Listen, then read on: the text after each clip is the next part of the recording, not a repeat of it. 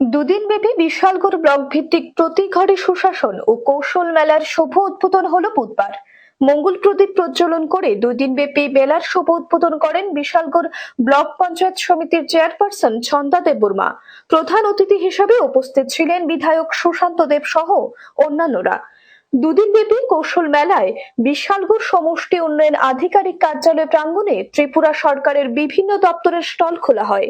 দপ্তরগুলোর মধ্যে প্রাণী সম্পদ বিকাশ দপ্তর, স্বাস্থ্য দপ্তর, বিদ্যালয় শিক্ষা দপ্তর, কৃষি দপ্তর, উদ্যান এবং ভূমি সংরক্ষণ দপ্তরের সামগ্রী নিয়ে স্ব দপ্তরের আধিকারিকরা উপস্থিত থেকে মেলার উপস্থিত মানুষের মধ্যে স্ব দপ্তরের লাভজনক দিকগুলি তুলে ধরেন।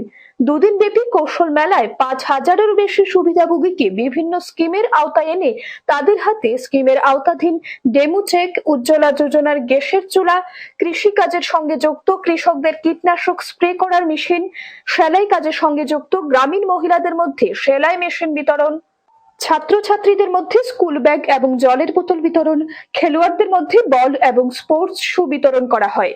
মেলায় উদ্বোধনী অনুষ্ঠানে প্রধান অতিথির ভাষণে বিধায়ক সুশান্ত দেব বলেন, ভারতবর্ষের প্রধানমন্ত্রী নরেন্দ্র মোদীর চিন্তাভাবনা একই ছাদের তলায় মানুষের সমস্ত সুবিধা দেওয়ার পরিকল্পনা।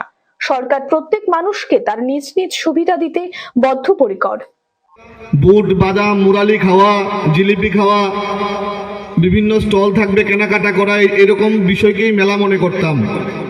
আমাদের মোদিজির নেতৃত্বে 2014 সাল থেকে যখন এই দেশে একটা বিকাশমুখী সরকার চলছে এবং বিভিন্ন নতুন নতুন কর্মযজ্ঞের মাধ্যমে মোদিজি আমাদেরকে অনুপ্রাণিত করেছেন। আমরা বিগত দিনে এই রাজ্যে 25 বছর একটা সরকার দেখেছি, যেই সরকার মানুষকে শুধু এক টেবিল থেকে আরেক টেবিলে ঘোরাতো, মানুষ দপ্তরে গিয়ে, অফিসে গিয়ে মানুষের ন্যায্য প্রাপ্যটুকু মানুষ পেতে কষ্ট হতো।